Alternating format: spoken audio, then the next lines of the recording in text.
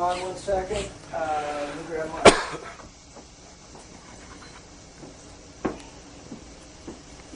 Yeah, you want to wipe your face or anything? No, fine. You got it? Okay. You all right, Robert? Mm-hmm. Robert, you set? Yes, I am. Scott, you're set? Yes. Bill, you ready? Yep.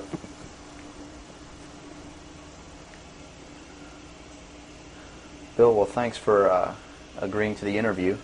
First of all, a little bit about your background. You had extensive military service for many years prior to 1970, where a certain aspect of that military service kicked upstairs, so you were able to see certain things that you were not able to see beforehand. Would you tell us a little bit about that? It actually started much longer in my past than that. I was reared in a military family. My father's an Air Force colonel. He's retired now. He was a command pilot. And as a child, I remember sitting around I remember the pilots at our house sitting around the kitchen table talking about their exploits in the cockpit and what they had seen in the skies. And some of that talk involved UFOs and what some of them called Foo Fighters. And I traveled all over the world, lived on military bases for most of my life. I was really an indoctrinated individual, you might say. I was as establishment as you could get, as gung-ho, pro-government, pro-America, pro-military. And that's why I went into the military, because that had been so much of my life. I went into the Air Force. I was in the Strategic Air Command for 4 years as an aircraft and missile hydraulic technician, which is, I worked on the pneumatic and hydraulic systems of B-52 bombers, KC-135 aircraft, and Minuteman missiles. I had a secret security clearance. That's where I saw my first atomic bomb. I mean, we worked around in these planes, especially the ones on the alert pad, were always loaded, ready to go drop these bombs at a moment's notice. But while I was in the Air Force, I met sergeants, men who were older than me, and had been in the Air Force for quite a while, told me that they had participated in projects that had recovered crashed extraterrestrial craft, what you call UFOs. And they never told these stories unless they'd had quite a bit to drink. So I never really believed it. I thought, well, these guys are running a scam on me, even though I'd heard about these things when I was a kid. I just still didn't believe in them. It's just so far out in left field, it's not something that you really give any serious thought to until something personal happens, which came later. While I left the Air Force, I went into the Navy, which is really where I wanted to be in the first place. I'd always had this tremendous feeling and connection with the ocean. I was an excellent swimmer, but I had a problem as a child. I had chronic motion sickness. If I got in a car and we went on a long trip, I got deathly ill, and same with boats or anything. I couldn't ride on the things at the carnival that went around and round because it just made me tremendously ill. But I decided after I had gone through the Air Force experience that sick or not, I was going to go in the Navy because that's really what I had wanted to do. So I did. Volunteered for submarine duty and was assigned to the USS Tyru, SS-416, which was a diesel-electric boat, World War II type, that had been reconfigured. When I went on board the boat, it was in the dry dock at Pearl Harbor Naval Shipyard and had literally been cut in half. They put in a 12-foot sonar section and then 3 domes on the deck for triangulating targets using sonar. And this was really one of the most up-to-date electronically submarines that we had. Wasn't a nuclear submarine, but as far as the ability to approach, get close to a target and destroy it, it had a better capacity to do that than any other boat that we had. While we were on a transit from the Portland-Seattle area on the surface, I was the port lookout, and I saw the most incredible thing that I think I've ever seen in my life. And it had such a profound effect upon my view of the universe and the world that we live in that I wish everybody could experience this. I saw come up out of the ocean from beneath the surface of the sea a huge disc-shaped craft about the size of a Midway-class aircraft carrier, which is tremendous in size. Even though that's one of our smallest carriers, or was then, it's still a huge, tremendously big object. Came up out of the ocean and rose into the air and tumbled on its axis and went up into the clouds, and I was awestruck, dumbstruck. And I mean dumbstruck, literally. I could not utter a sound.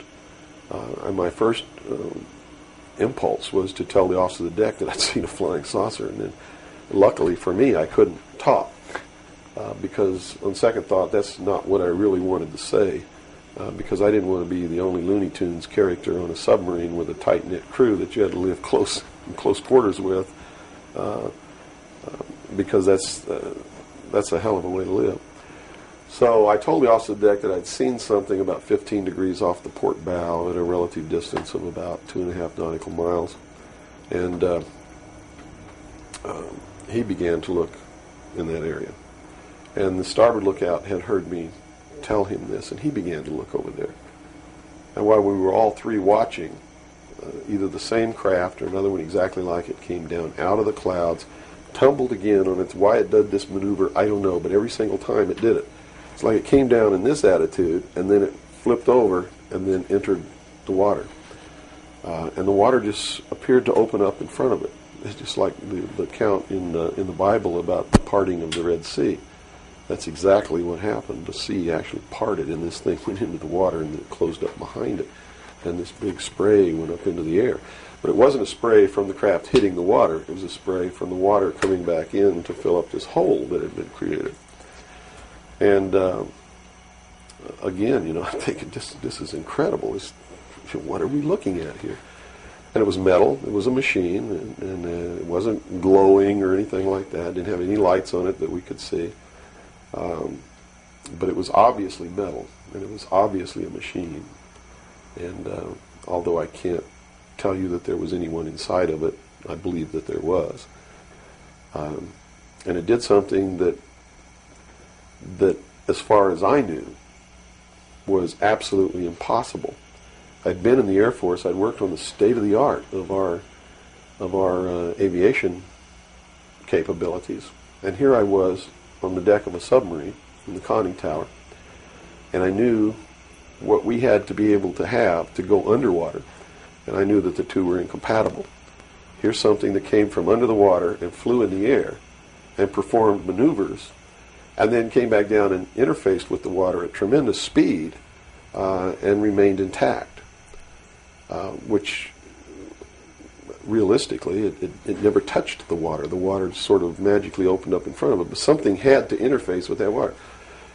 Anything that we had that interfaced with the water in that manner would have been disintegrated. It's like hitting a brick wall. So I was looking at a technology that, as far as our laws of physics and what we knew at that time, didn't exist. This was in 1966. Ensign Ball was as shocked as I was. He called the captain to the bridge. He came up with the chief quartermaster, who brought a camera. And we all stood there and watched this occur over and over again for about 10 minutes. And I still, to this day, don't know if it was the same craft or a whole bunch of different craft going in and out of the water. But it seemed like that there was a hell of a lot of traffic on that freeway right there. And we were watching it as we went by. We never changed course. We never lowered or increased our speed. We made no attempt to communicate or signal. We made no attempt to get closer. And eventually, it just stopped. We were told not to discuss it with anyone, not even amongst ourselves, which was incredible. I never had been told anything like that in my life. You can't talk about something. And to be told that we couldn't even talk about it amongst ourselves was even more extraordinary, I thought. But we didn't. We didn't talk about it. When we got to Pearl Harbor, all the time the chief quartermaster was taking pictures of this. So I know photographs were made. What happened to those photographs, I have no idea.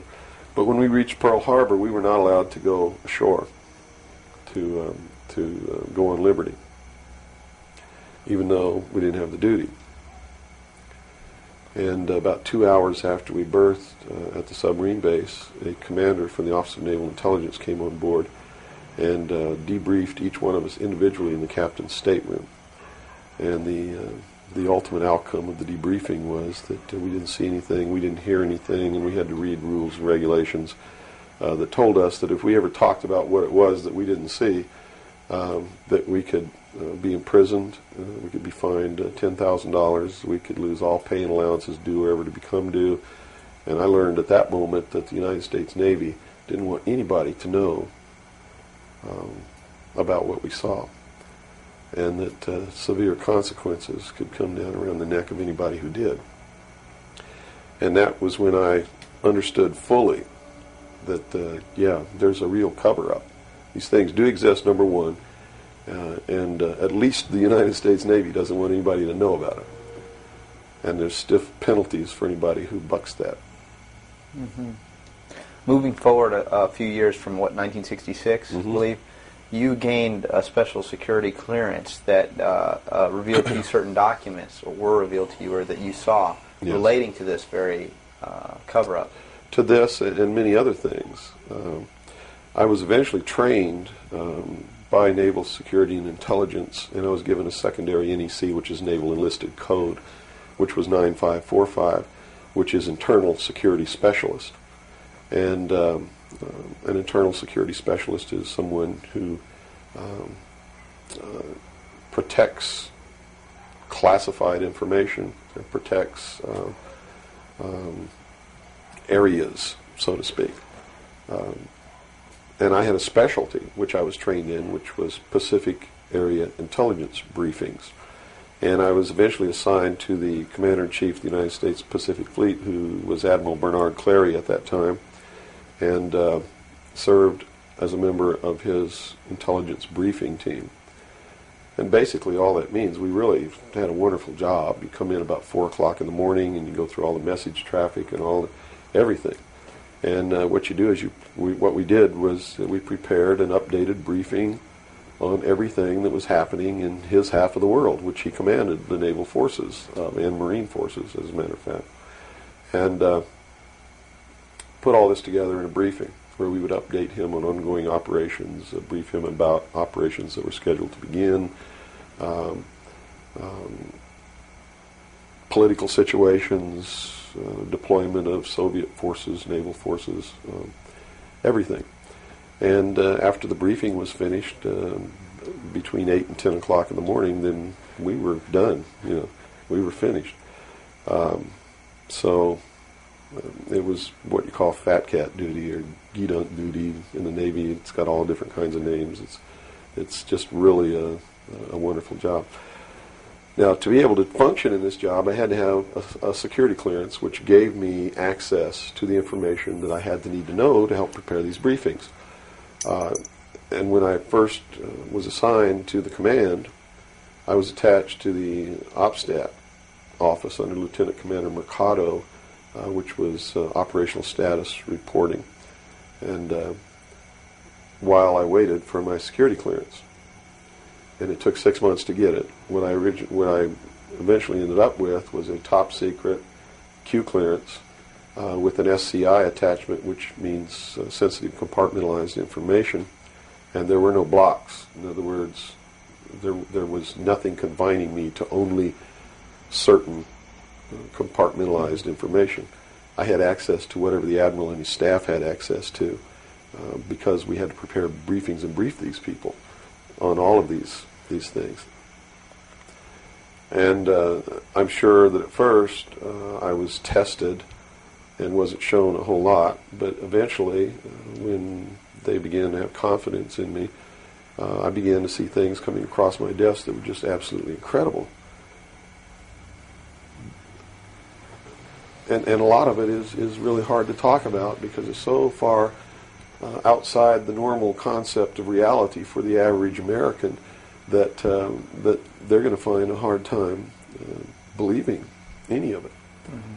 But I saw documents that were labeled under the classification top secret, and the compartmentalized, the compartment that was put into was called MAGIC, M-A-J-I-C. Mm-hmm. which told me that UFOs are real, which I already knew. I'd seen one. Right. But this went farther than that. It told me that they were extraterrestrial in origin, that there were 4 different extraterrestrial species or races visiting this Earth, and that they had actually entered into an agreement with the United States government with one of these species of alien beings to exchange technology, and it told me all the projects that was underneath this. Project Red Light was actually the testing of extraterrestrial craft. Project Plato was a diplomatic project. Pounce was the recovery of technology.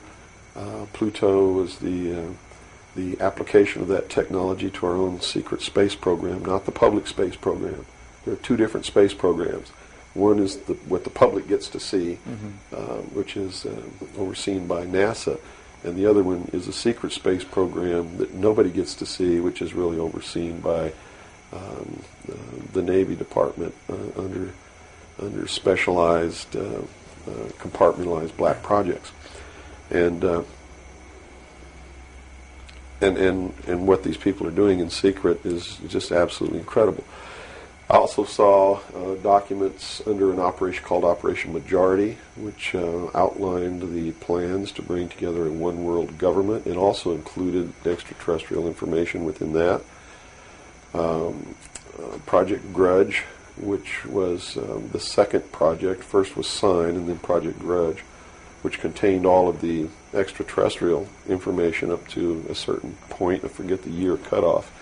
And then it was contained after that in another project called Project Aquarius, which was the accumulation of the whole history of alien interaction on planet Earth. But I have to say at this point that I don't know if those documents were really telling the truth or not.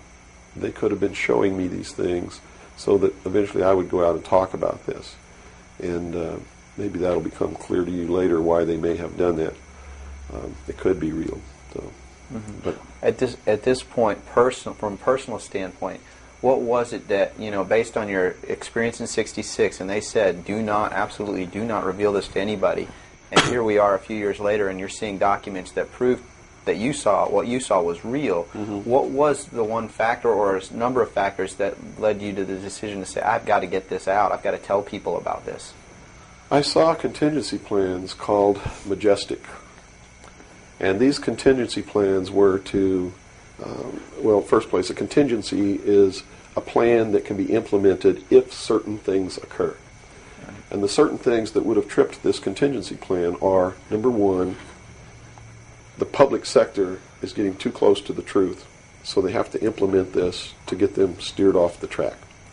Or number two, we don't want to tell the public the truth about the alien presence, but there's so much alien activity occurring that the public is on the verge of finding out anyway. Let's tell them this story so that it doesn't cause consequences that we don't want. And that plan was called Majestic. I was in a bookstore one time. I'd never seen UFO magazine. Didn't even know it existed. In fact, I didn't even know that there was a UFO culture in the world of people who study UFOs or worship UFOs or have little UFO meetings. I had no idea that was occurring.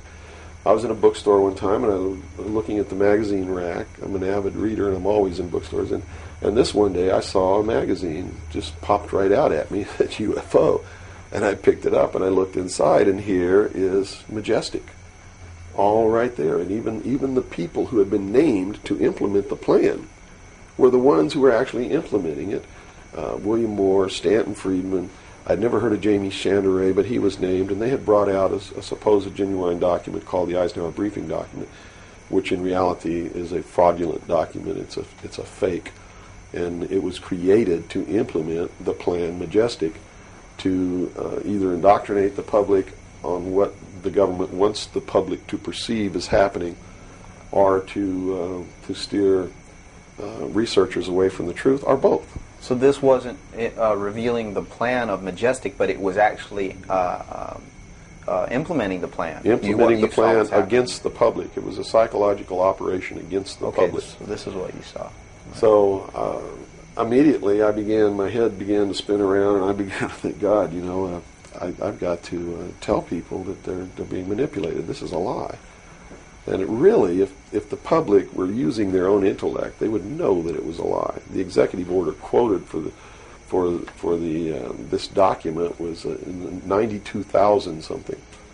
I believe it was 92447, which is 92,447, and it was supposedly written by Truman. But Truman never wrote an executive order higher than 9,000. I mean, even today, there's no executive order with the number 92,000 on it. They've been consecutive since the beginning. So it was clearly fraudulent. So it's clearly fraudulent, but the public doesn't catch on to this. And here you got Stanton Friedman, one of the guys who implemented the contingency plan, Majestic, running around the country telling everybody it's not an executive order, it's a date, September 24th, 1947, which it very well could be a date. But it's listed in that document as being an executive order of the President of the United States, Harry Truman. And because of that, it's fake. And many other things. But specifically, that is the most glaring proof of fraudulent intent in the document. There are many other things in the document that also prove it's a forgery. But here they are. They're running this contingency plan, and here I am. I know all about it, and here's the public out there biting it. They even ran that thing in the New York Times, like a 2 or 3 page spread showing all the documents. So it had tremendous credibility lent to it by that action. And so I decided that I had to tell the public and get people on the right track, which is, the right track is don't believe anybody. Okay. Don't believe me. Don't believe George Bush. Don't believe anyone. You got to go out and you got to get proof in your hand before you can believe anything. And to do otherwise today is the biggest mistake that anyone can ever make. You begin believing people, putting your trust in them, that they're telling you the truth. I guarantee you're going to take a ride on a roller coaster you don't want to be on. Mm-hmm. Now this controversy, and I say the very understatement controversy. Yes. It also is now extending, based on some things that you're revealing, into the Kennedy assassination. Yes, in the set of documents, which really was literally 2 or 3 file cabinets of documents, called Operation Majority, I saw documents which told me what happened in Dallas and why. And basically what these documents said was that the intelligence community felt that John F. Kennedy was a threat to the national security, which translated into reality means was a threat to the New World Order, the one world government which they were actively in the process of forming. Was there anything on record that indicated that he was out to, things that he did would threaten that New World Order? Oh, absolutely. He had written an executive order. I don't remember the exact number now, but it's available to anybody that wants to go look it up. He had written an executive order ordering the printing of United States notes, which would have broken the back of the Federal Reserve, which is one of the major instruments of propelling the United States into the New World Order by destroying our economy, the basis upon which we live, the basis upon which our whole society is founded, is being ripped right out from under us. That was one. Number 2, he refused to provide air support for the invasion of Bay of Pigs, which ensured that would be a failure. He had threatened publicly on several occasions to disband the CIA and scatter it to the 1,000 winds. He had ordered, in the documents that I saw, he had ordered the intelligence community prepare a plan to disclose the truth about UFOs to the public. Now, I don't know what that truth was. Could be that maybe there are no extraterrestrials. But whatever the truth was, he had ordered a plan to be prepared, that disclosure was going to be done according to that plan within the following year. And the intelligence community considered that to be out of the question. And according to the documents that I saw, his assassination was ordered by the policy committee of the Bilderberg Group, which is really the secret world government, and was carried out by agents of Division 5 of the FBI, the Secret Service, the Central Intelligence Agency, and the Office of Naval Intelligence, of which I was a part, in Dallas. And it said that the assassin, the man who actually administered the head wound, was the driver of the car, William Greer, a Secret Service agent who used an assassination pistol built by the CIA for assassinations that was really an air gun that fired an exploding pellet or could fire a small hypodermic needle or a poison dart using any one of many different deadly poisons. Specifically, it said that he fired an exploding pellet which contained shellfish toxin, and that the act was plainly visible in a film withheld from the public. I looked for 16 years to find that film, and I finally found a copy that showed William Greer turn around and shoot the president. And since 1988, I've been showing that film wherever I'm able to show it to wake people up. It is not our government, though you have to understand, that is doing these things. It is not our government that's failing us. It's not the Constitution or the Bill of Rights that's a bad instrument.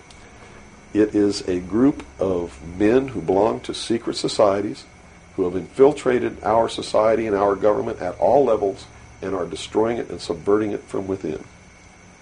And every member of naval intelligence that I knew who was an officer was a 32nd or a 33rd degree Freemason. And I asked my commanding officer at one point, I said, why are all you guys Masons? He said, Masons are used to keeping secrets. It's part of their fraternity. So if you want someone who already knows how to keep a secret, you recruit Freemasons. Well, later on, I found out what the truth is. The truth is you're not going to be a naval intelligence officer unless you are a Freemason or a member of the Ancient Order of the Rose and Cross, but you have to be high degrees for that. I think the reason I was selected as enlisted man is because I had belonged to the Demolay Society. Which is what? As a teenager. That's sort of the first level of Freemasonry. That's how they recruit teenagers and indoctrinate them into their principles so that they go right into Freemasonry when they become an adult.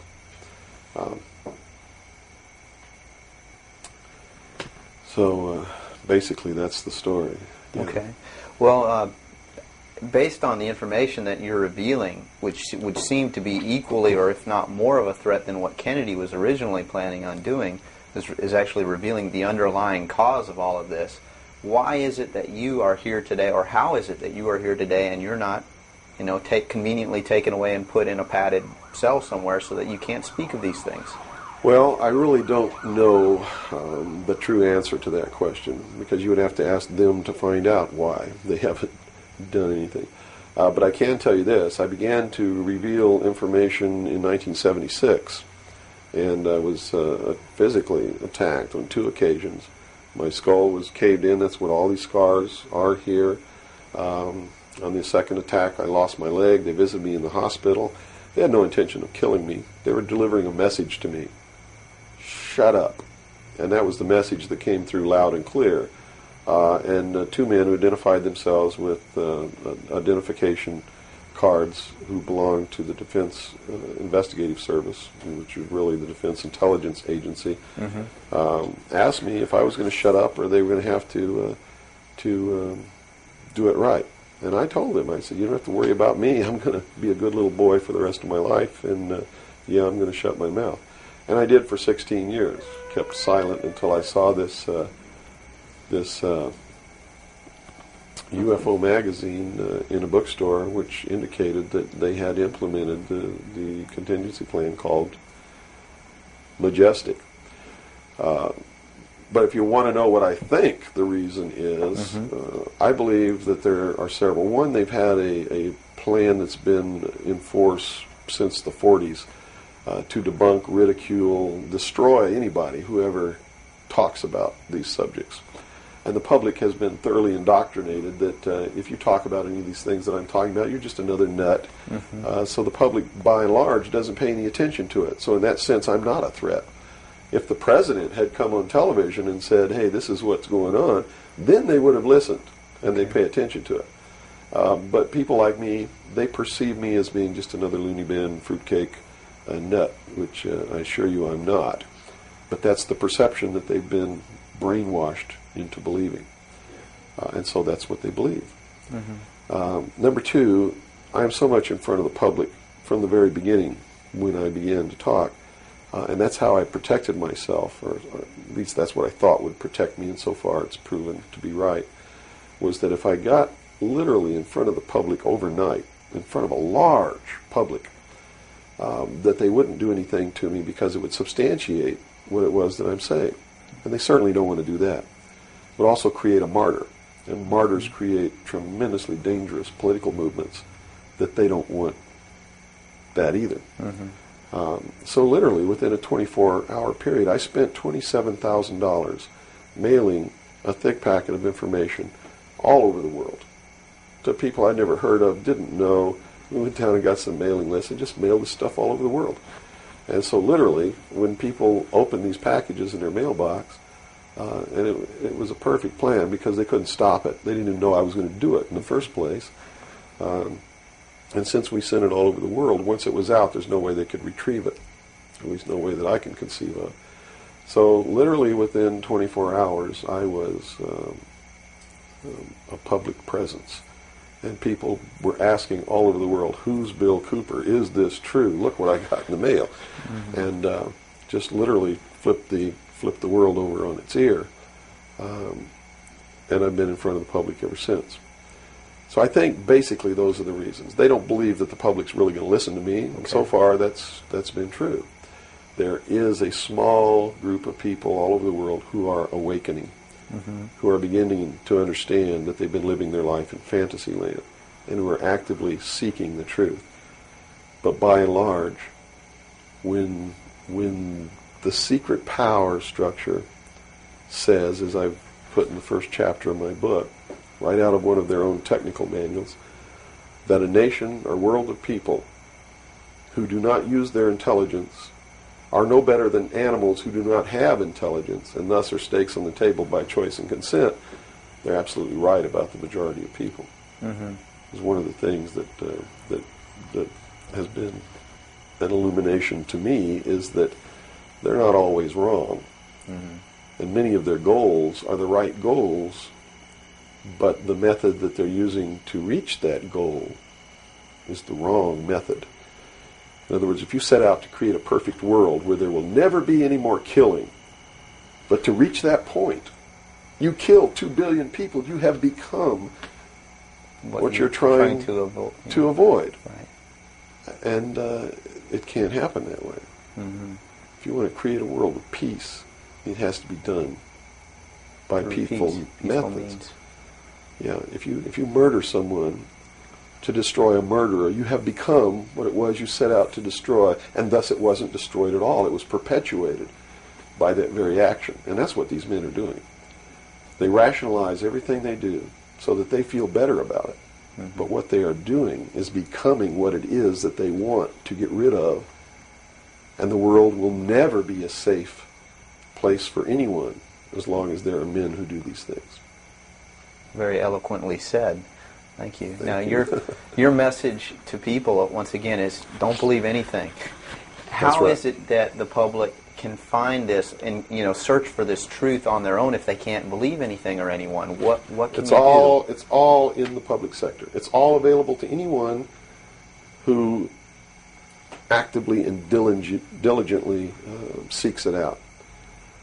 Everything that's in my book, Behold a Pale Horse, is all.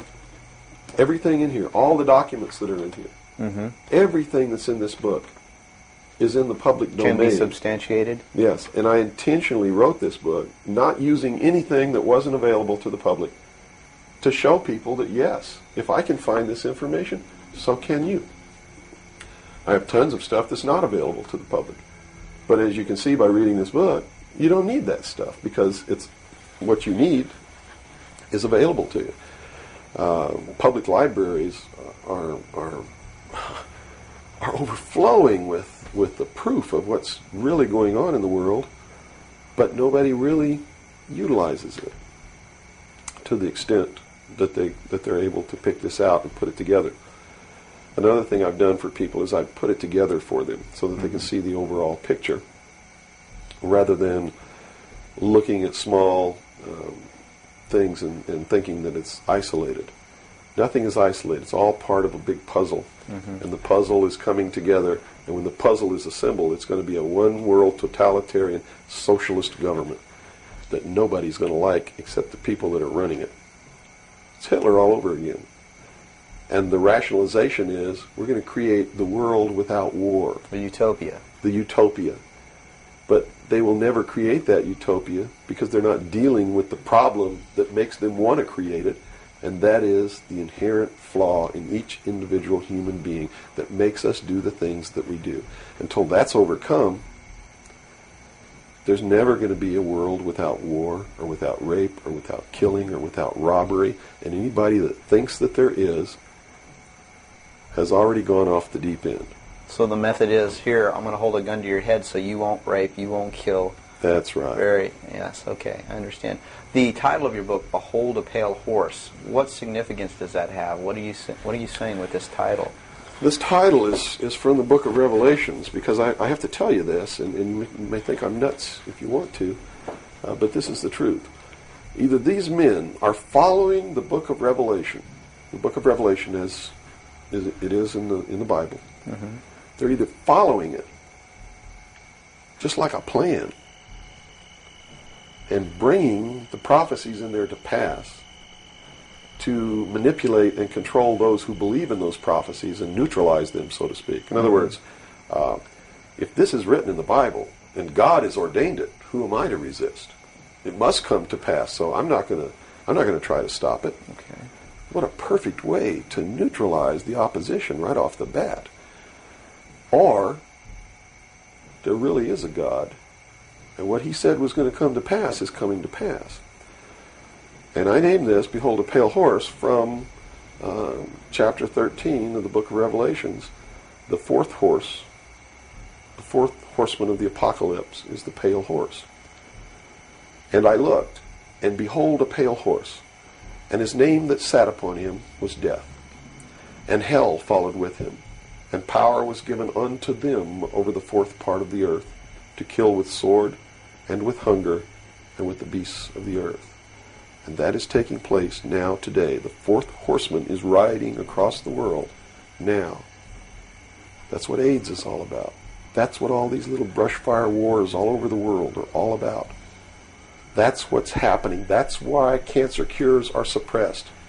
It's because they fully intend to kill a minimum of 2 billion people by the year 2000. AIDS is an invention of man. It is not a natural disease, and it has been implemented and placed into the population as a population control. And when they did it, they had the cure before they did it. Mm-hmm. And when they deem that enough people have died or been killed, they will say, we have a cure for AIDS. And everybody will be called to report to some place to get an inoculation, which is going to do 2 things. One, it's going to stop AIDS in its tracks. And number 2, it's going to implant a device which will be able to be used to track each individual person and maybe even to control those people. And that's what the pet implant program is all about. It's not about finding lost pets. They don't give a damn about pets, and they would never put a satellite in orbit to find a lost pet, but yet there's a satellite up there that they're using to find pets that have been implanted with these devices. They're testing this program on pets that's going to be used in human beings. And in the Los Angeles Times in 1989, they ran an article. It was 10 forecasts for the coming decade, was the title of the article. I have a copy of it in my research center. And number 5, I believe it was number 5, in those 10 forecasts for the coming decade was chemical or electronic implants to control individual behavior on a 24-hour basis, unquote. So it's not hidden at all. It's there for anybody who wants to look. But nobody's looking. Nobody's looking. They believe, and I believe that they're right, that the biggest danger to mankind right now is man himself, population. A study in 1957 told them that by 1990 the world population would double in 33 years. Can you imagine that? The world population of human beings doubled in 33 years. Mm-hmm. And they knew that it's an exponential doubling throughout history. Every time it's doubled, the interval has gotten shorter. So that was 33 years. The next doubling will take place in approximately 28 years. The next one after that, approximately 24 years. Can you imagine?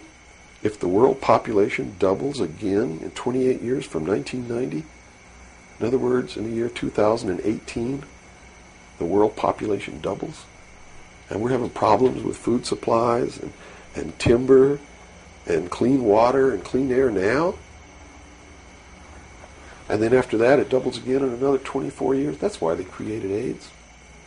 Because they didn't want to have to go around the world and say, you and you up against the wall, you've got to die today, and shoot them. They did it in a manner to where they could target what they consider to be undesirable populations. And I want to be very clear that I don't agree with them on this. They specifically targeted blacks, Hispanics, and homosexuals for complete eradication. And AIDS is really going through those populations. And it's really doing a number on blacks, Hispanics, and homosexuals. That theory has made news. I've heard that before, and this it's been isn't a debunked theory. very clear by the public, saying, "Oh, that's ridiculous." But you're saying that that may indeed be the case. It's not ridiculous. I actually saw this in documents, and the project name was Project Naomi. MK Naomi was the name of it.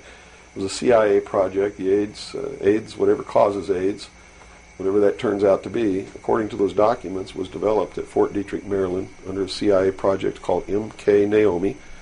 It was financed by $10 million for the Department of the Army's biological warfare programs. It was carried out, supervised by the CIA, carried out by scientists who worked for the Special Operations Division of the Department of Defense. And it's doing its job. And would you assume if AIDS doesn't work, there's a contingency plan for that even? Well, I think that they have other things out there working concurrently. One thing I've learned about these men is they don't just do one thing. In case the public discovers what they're doing, or discovers that somebody's doing, whether they know who's really doing it or not, and stops it, what they have running is several concurrently running plans, so that if one or two fail, the other ones are going to take care of the problem. It sounds pretty hopeless. I mean, based on that scenario, is there anything, any uprising or what? Yeah, there is, but it requires that people wake up. It requires that they really learn the truth instead of live their life in fantasy land. You see, because nothing can exist without the consent of the people. Unless they buy it, it's not going to happen. And all of these plans lead to the public's ultimate acceptance of what they're going to do. In fact, they're designed to make the public ask for it. For instance, the burning of the rainforest in Brazil. I know people who are just up in arms. Stop this. We've got to stop the burning of the rainforest, which is exactly what the burning of the rainforest is designed to do. Because Brazil is a sovereign nation, right? How can you tell a sovereign nation to stop burning its own forest? You can't. What they're asking for is control over a sovereign nation by a world governing body who can then send troops, a police force, to make Brazil stop burning the rainforest, and that's why they started the burning of the rainforest in the first place. You see, they went down there and they built a road across the Amazon jungle that went nowhere. There was no reason for this road to be built. There was no place to go. It doesn't go from here to a city on the other side. It just goes across the jungle and ends.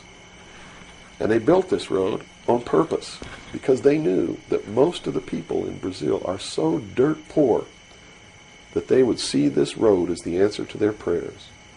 Free land, free timber, a way to support their family, a way to become wealthy, or at least more wealthy than they were, which was no wealthy. Mm-hmm. And that's exactly what happened. Millions of people headed out down this road and staked out some land and burned the forest and tried to grow crops. And they found that rainforest is no good for growing crops. It'll grow one crop, and then you got to go burn more trees and plant another crop because the soil is poor. And that's what's happening. Mm-hmm. And that's why the forest is being burned. And it was done intentionally to create the scream of stop burning the rainforest, so that then they could offer the solution. The solution is a world governing body that can then order and enforce that order of Brazil to stop burning So the the rainforest. green movement worldwide is As a now just a manipulation. manipulation Yes. of.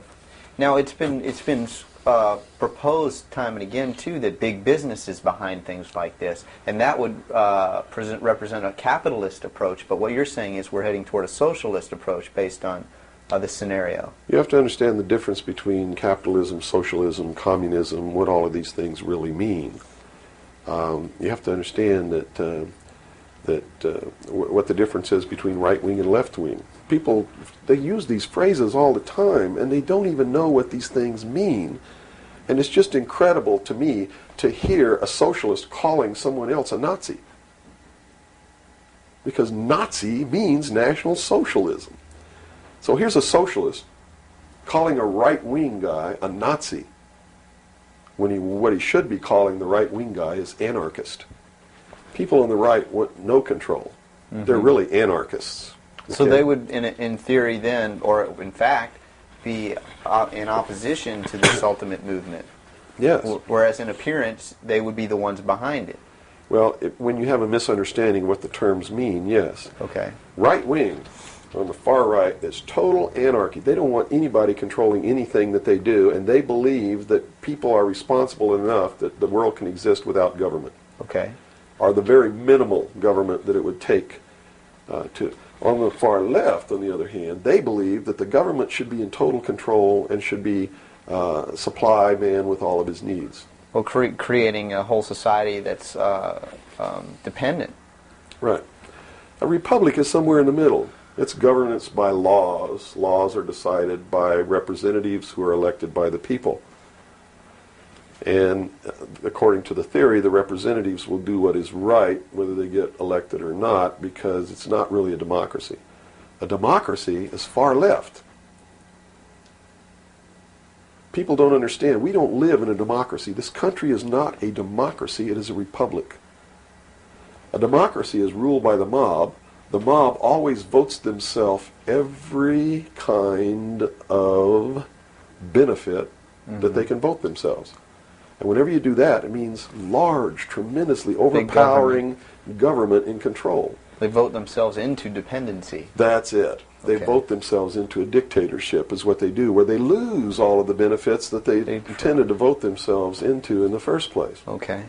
And democracies are extremely dangerous to minorities, because if the majority of people don't like you, Right.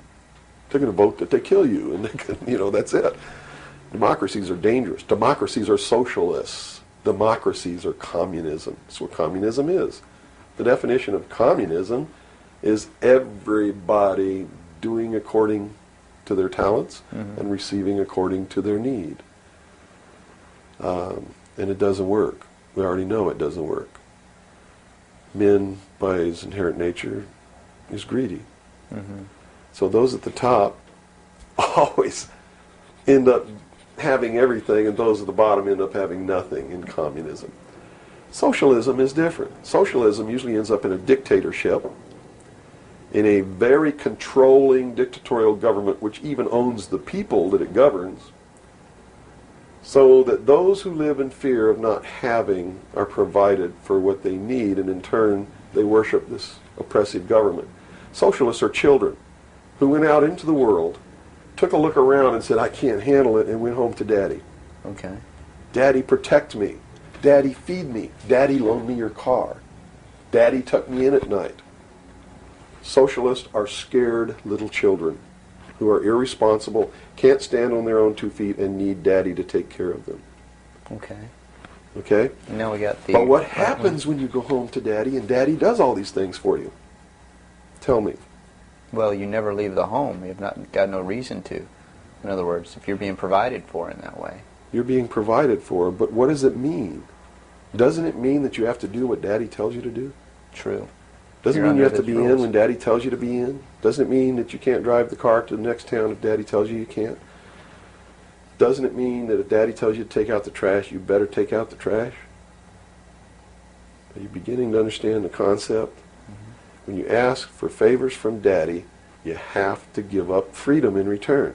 Right. Okay. So socialism always leads to repression of liberty, freedom, equality, all of those things fly out the window so that you can have free health care, so that you can have a place to live but you don't have to pay the rent, so that you can have food given to you by the state. And that's where we're headed. Right in this country right now, we're almost totally socialist, and now people are screaming for a national health care policy. Right. Health care insurance. Now, the other aspect, once again, I'd like to go into is the anarchy or the right wing, which we just into that similar. Anarchists believe that they can be responsible, that they won't hurt other people, Okay. that your freedom never ends until it begins to infringe upon someone else's freedom, and that no one should have any control over that there should be no speed limits on the highways. The problem is that, again, just like on the socialist side, you have people over here that are human, and human condition means that ultimately somebody's not going to be responsible, that they're going to drive too fast when they've had too much to drink, and they're going to kill innocent people. The answer is a balance. You know, the law of the universe says this. It's a law of physics, really, and everybody can understand it. For every action, there is an equal but opposite reaction. There can be no good unless there is evil. There can be no man without a woman. You understand the concept? Based on that, the theory of a utopia here on Earth is corrupt right away. Absolutely. It goes against the laws of physics. It goes against the law of the universe that there must be two opposing forces all the time in every instance, because that's what makes the universe work. That's what makes everything work.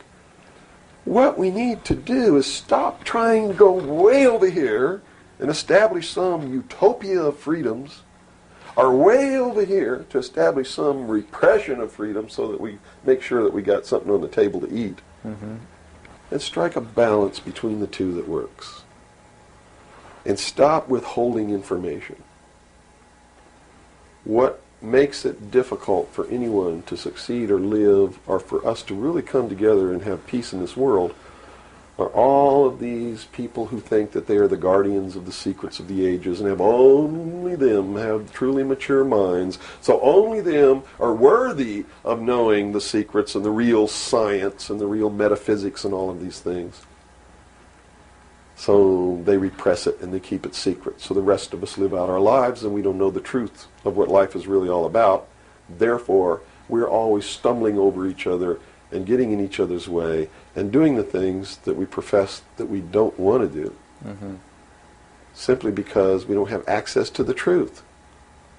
If we had access to the truth... Now, I got to tell you this. Back when these men first began establishing these societies, these mystery schools, and suppressing information, the common man was uneducated, did not have an intellect capable of understanding these secrets.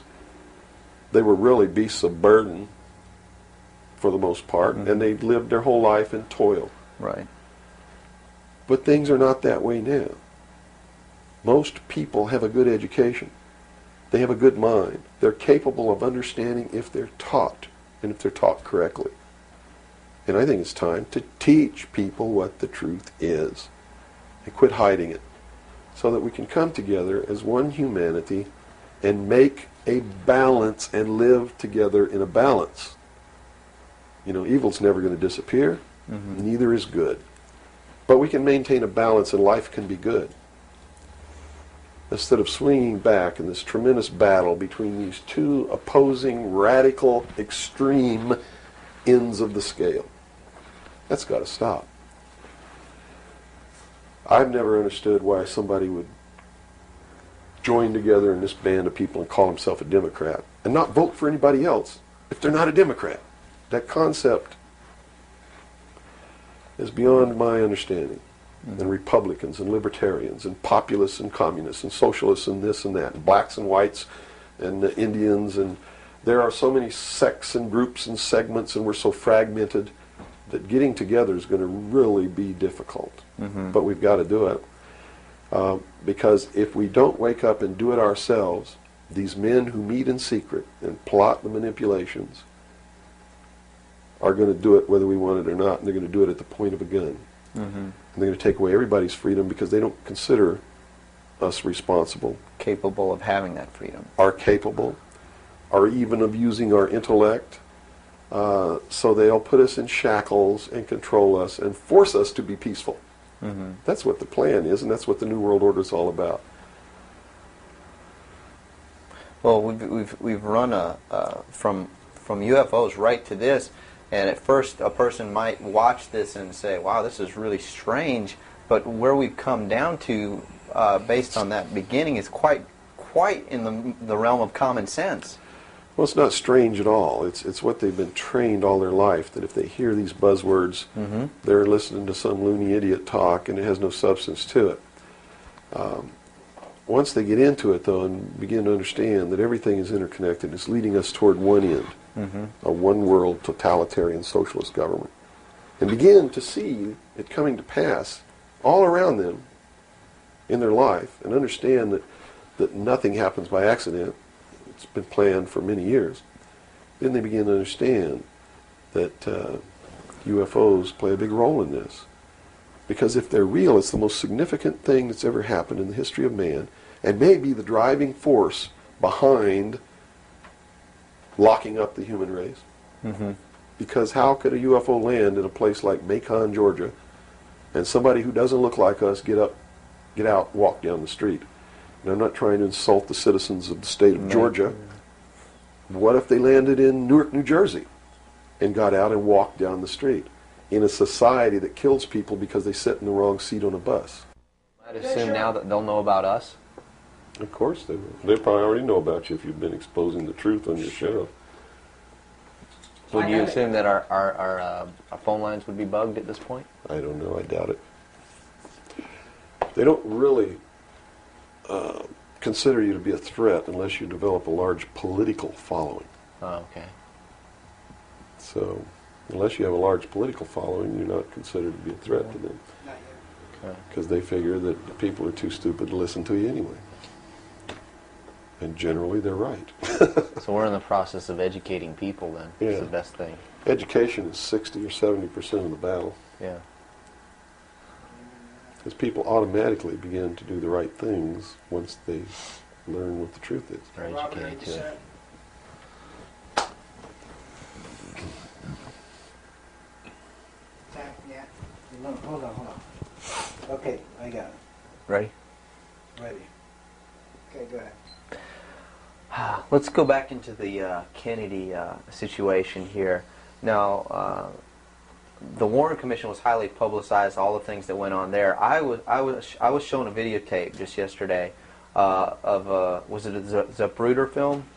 It is the Zapruder. Okay, and it clearly showed to me that a number of things. One in which that the film was obviously tampered with. Absolutely. but not tampered with to the point where I couldn't tell that the driver of the limousine was pulling a gun, or what appeared to look like a gun, around his shoulder and shooting President Kennedy in the head. That caused his head to snap back.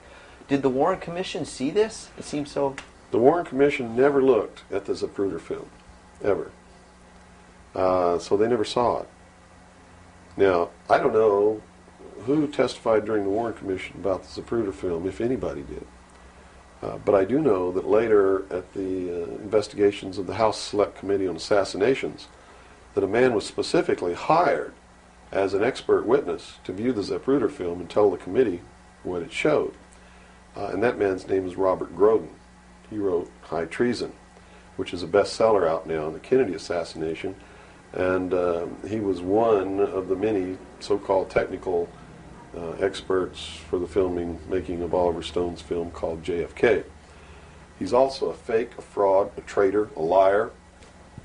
He was hired by the House Select Committee on Assassinations based upon his resume, which says, very simply, that he is the world's foremost #1 photo analyst, which is a lie. He never went to school in photography. He never was a photographer. He never was a photo analyst. And I got to tell you right now that the world's #1 foremost photo analysts are all come out of the military intelligence community, who are trained to interpret high altitude photography and learn what really is there. He never served in that capacity either.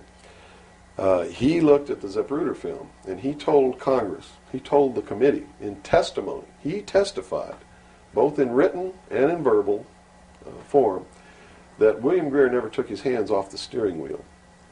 And that's a blatant lie. I mean, anybody can look at the Zapruder film and see that William Greer takes his hands off the steering wheel. And even if you couldn't see it, if they cut out the frames, you can still see that William Greer, if this were the seat of the car, is turned all the way around with his right side against the rear cushion of the front seat, looking directly at President Kennedy in this attitude, and it is a physical impossibility to have both hands on the wheel in that attitude. So we know that Robert Groden, number one, was not who he said he was, had no expertise to be doing the job that he was hired to do. Number two, even if he had no expertise, it is plainly visible in the film that William Greer could not possibly have had both hands on the wheel. So we know that Robert Groden didn't make a mistake. We know that he intentionally lied to deceive Congress and thus the American people. And what's real strange about it is he's been very active in the research community, supposedly exposing the assassination of President Kennedy. But if you look what he does, he is constantly coming up with new theories, supposed new evidence, most of which is fake. And in his book now, High Treason, he makes a statement that that Kennedy was probably hit from the front and the rear at the same time.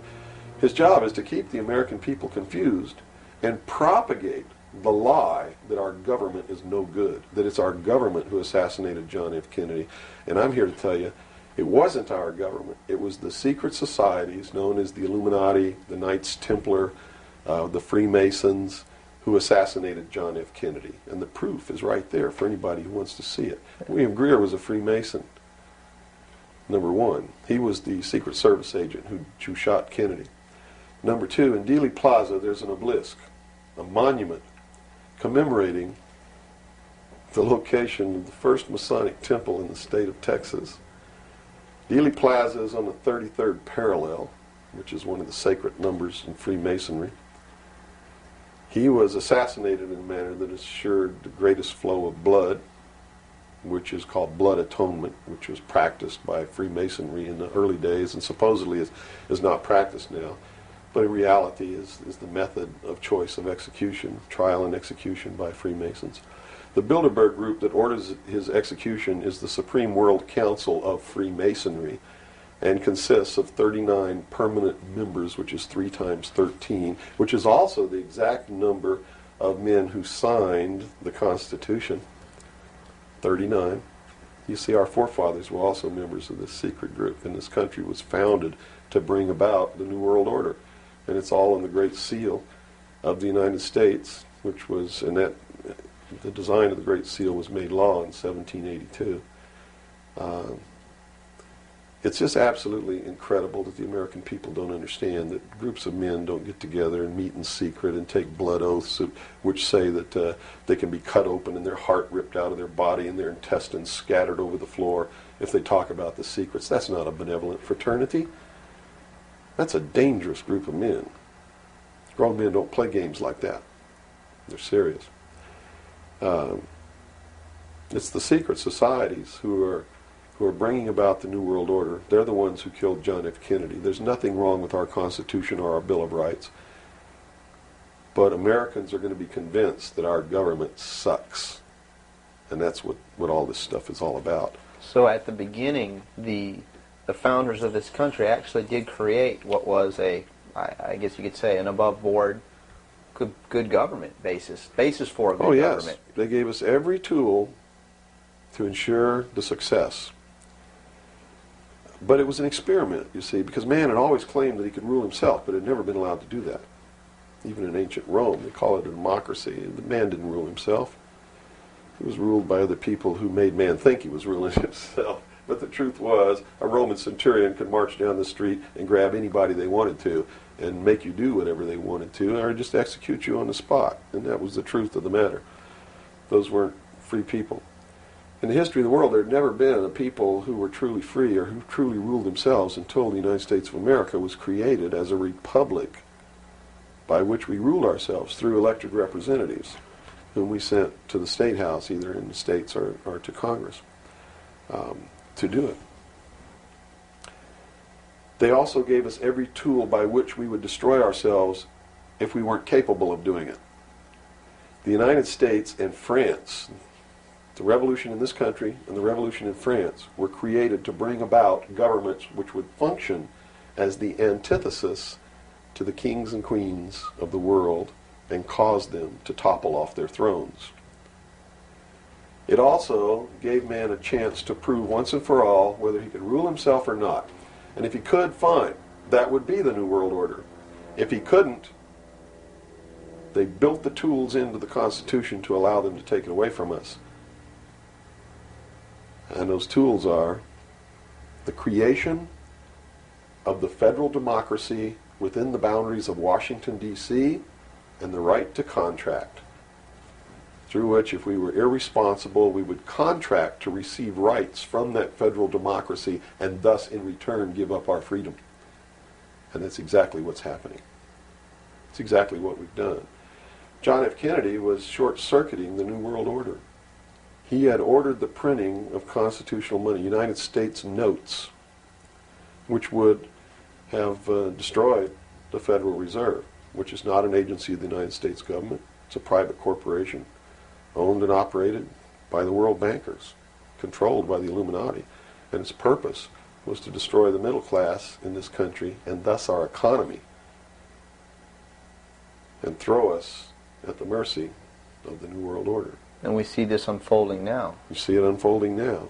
You are seeing, and I predicted this well in advance, you are seeing the destruction of the economy of the United States. And it will continue. It will not get better. It's downhill from here on out. Unless we nationalize the Federal Reserve, lock up the criminals who own it, cancel the debt, which will then bankrupt the Illuminati, which is exactly what we ought to do, print constitutional money, which cannot be usurped, which cannot lead to our destruction, and go back to what we're supposed to do, and quit contracting for benefits.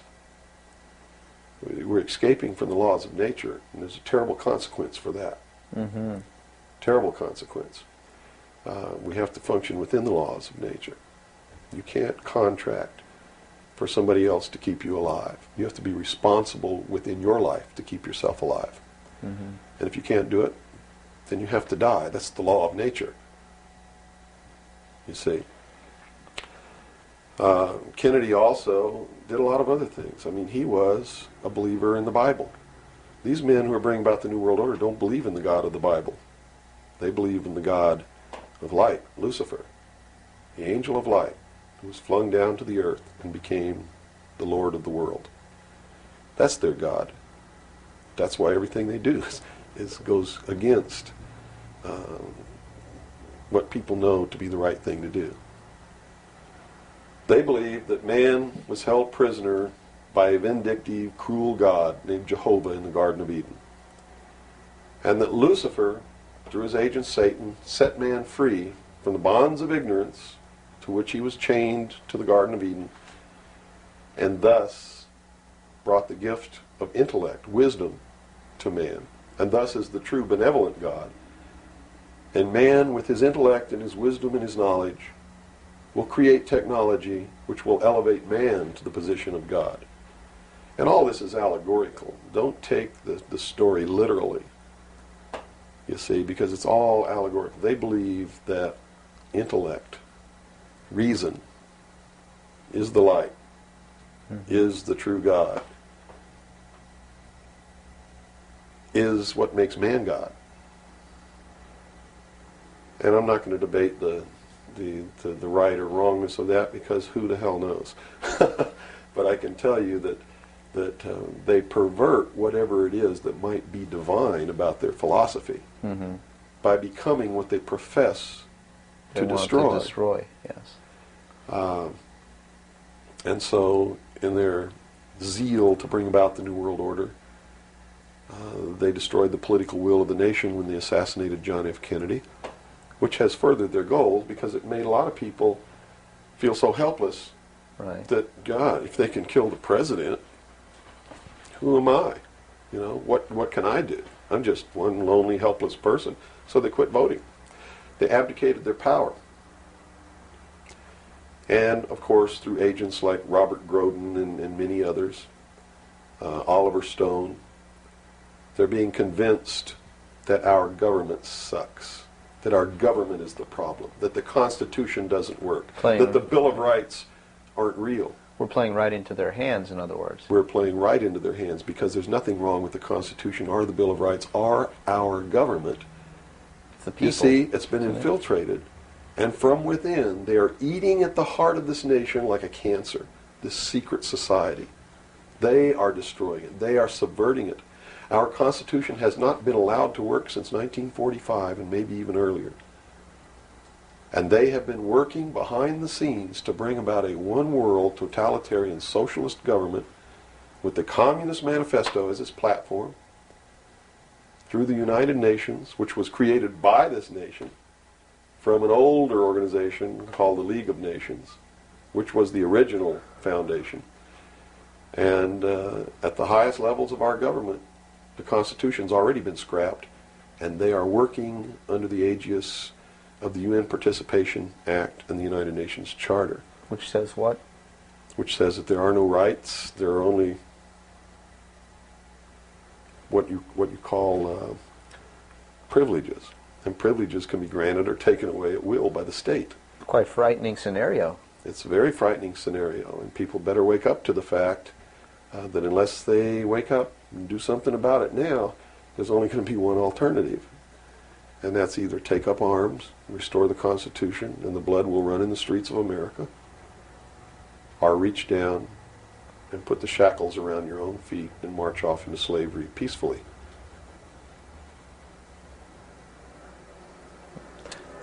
Not going to be easy the coming years. Wow. Now, historically, this may or may not relate, but at least modern world, contemporary world history does not include the stories of Atlantis and Lemuria that go predate. How does that history, and why was that suppressed, or why is it still being suppressed? How might that affect what we are understanding is going on today, or is it related? Well, I'm not sure if a place called Atlantis or Lemuria ever existed or didn't exist. I don't really know. But I do know that the story that is told about the civilizations that lived there are something that we should listen to, because this whole scene may have played itself out before on this earth. And if you understand the theory, which I believe has been accepted as fact now, of continental drift, there may have been an Atlantis and a Lemuria, which had tremendously developed technologies and societies. And the same scenario that we're playing out now in this great stage called the world may have played itself out over and over again in the past for millennium. In my investigation of the mystery schools, the secret societies that are bringing all this about, that really control everything behind the scenes, I found that this is all about religion. And it's all about a recurring theme that is penetrated and is at the heart of every religion in the world.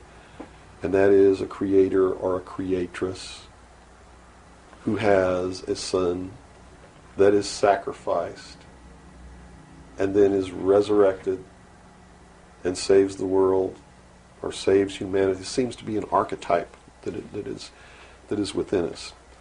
And so that you don't go flipping out watching this tape. I'm a Christian. I believe in the teachings of Jesus Christ, even though it may turn out that he may have never lived. The scene, it doesn't matter. When you read his words, and you can go back through history and find these are the same words that were spoken by every Savior that there ever was, are the most beautiful, most profound, most affecting words that have ever been spoken on the face of this earth.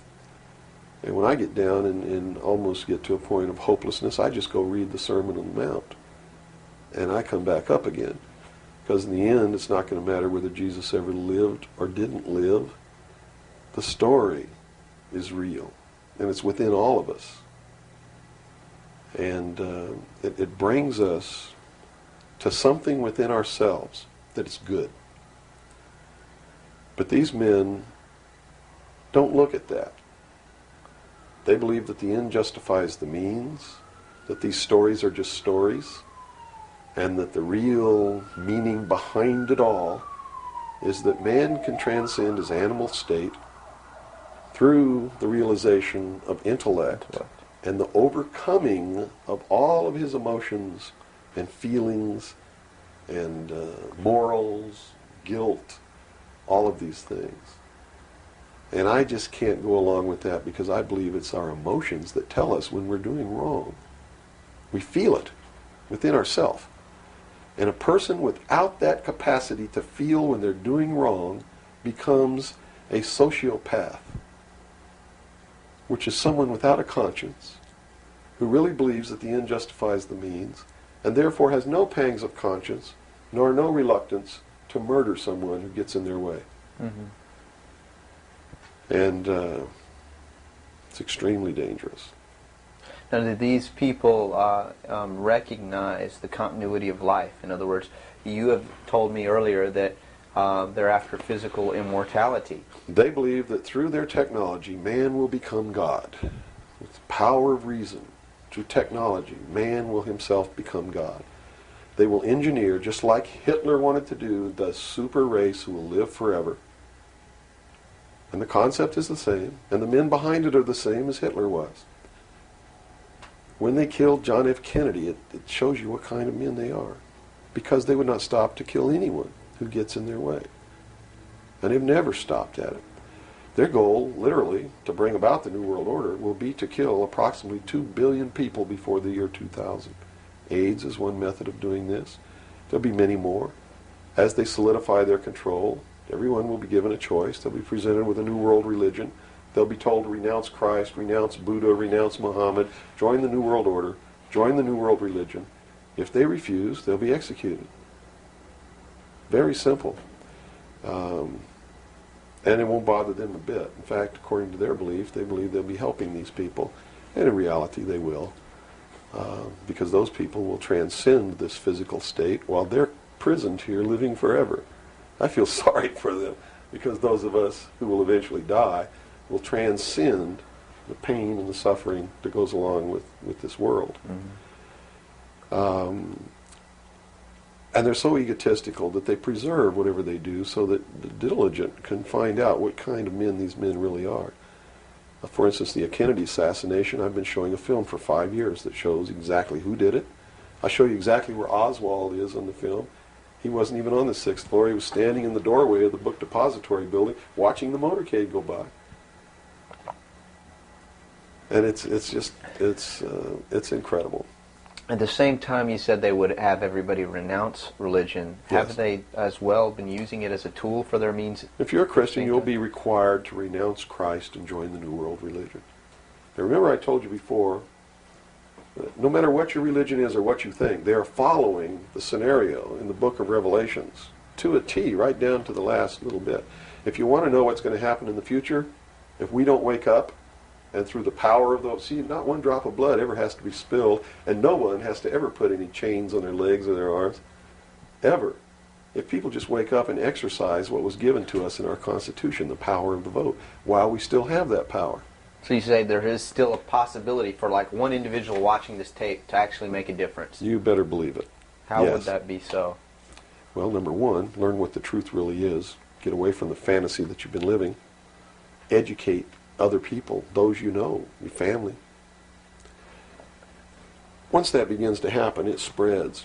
And then if the people decide that they don't want what they have in store for us planned, just through the power of the vote, they can make this country and the world whatever they want it to be. Whatever they want it to be. And there are no limits on that, except to understand that you can never make everything all right, and you can never make everything all bad. Both must exist, and we must maintain a balance. Mm-hmm. And we must become responsible. If each individual on this earth learned to walk in a divine state of grace, responsible for themselves, their family, their city, their state, their country, and for the world, And to the laws of nature? and to the laws of nature, and actively participate in solving the problems of yourself, your family, your city, your state, your country, and the world, there could never be a group of men meeting behind closed doors in secret that could ever control anybody. But by abdicating responsibility, by not walking in that divine state of grace, makes possible anyone meeting behind closed doors to bring about the world that they want. And the world that they want may not be the world that you want, or that I want, or that these people watching might want. If you don't participate, you can't complain. If you don't help cook the meal, you got no right to bitch about it. You got to sit down and eat what's put on your plate. If you don't like that, then you should have been in the kitchen helping to prepare the meal, helping to plan it, helping to prepare it, helping to serve it. If you want to sit on your butt in the living room while somebody else prepares the meal for you and decides what it's going to be and puts it on the table, it's too late to say that's not what you wanted to eat. It's too late to say it's not cooked the way you wanted it to cook. Well, that's very simple to understand. That's right. You got to eat it because you have to eat to live. And I think that anybody can understand the meaning behind that little story. Okay, let's take a step back to the Kennedy thing now. This is all about the Kennedy. Well, yeah, it is. But just specifically about, once again, I want to bring up the film as well. Another thing that came to my mind when I viewed it is that the two Secret Service men, the driver and the person sitting next to him in the front, regardless of what they claim happened, obviously did not operate in a way that you were trained as a Secret Serviceman to protect the president. Shouldn't they have just driven that car right out of there, and the other guy should have done something to protect or look for who's shooting? You know, it just didn't seem to make any sense. How would the Warren Commission not? They didn't see the film, so I guess they didn't see the film by design, because if they saw the film, they'd have to be responsible for the decision that they made that Lee Harvey Oswald was a lone assassin. Okay. So I think they didn't see the film on purpose because they didn't want to have to be responsible for saying, "Hey, look, the driver did it." You know, they didn't want to make that decision. And in a letter that Lyndon Johnson wrote to the Warren Commission, he specifically said in the letter, you must quickly identify Lee Harvey Oswald as acting alone with no conspiracy so that America can get back to business. Was Lyndon Johnson acting on behalf of this secret society, or was he concerned of course. He had to know all about it and approve of it because he was going to be the new president. And the new president would be in charge of the investigation. How high up a government official do you have to be before you're briefed of this, you know, the total of all the things that are going on, the reality behind them? Well, you have to understand that nobody exists on a high level in government who's opposed to the New World Order. Nobody. Our government has literally been infiltrated, and there's a cancer within our government destroying it, eating it, nibbling away at it, hacking off its limbs. And you said this started in 1945? 1945 was when the overt destruction began to occur, when Truman signed the UN Participation Act and the United Nations Treaty. It actually began long before that, when these secret societies began to infiltrate the government and appoint their members to important posts. Infiltration is easy. If one gets in, he can then appoint and hire others to replace people who are not members below him. So now we've had over 50, almost 50 years of this going on. At least. I believe that it started back probably 1913, 1917, when the Federal Reserve Act was passed, when the Council on Foreign Relations became a reality in this country. And you can, by diligent research and study, you can see when it happened, where it happened, who did it, and how it was done. It's apparent. When they say there's no conspiracy, I mean, we talk about a conspiracy. It started out as a conspiracy. But when they say today there's no conspiracy, that's not a lie. It's the truth. They're doing it right out in the open, right under our noses, and we're too stupid to know it, to see it. So it's not a conspiracy now today at all. It's right out in the open. They even publish their plans. I mean, here Carter appointed Zbigniew Brzezinski as the National Security Advisor, who just wrote a book before he was appointed declaring himself a Marxist.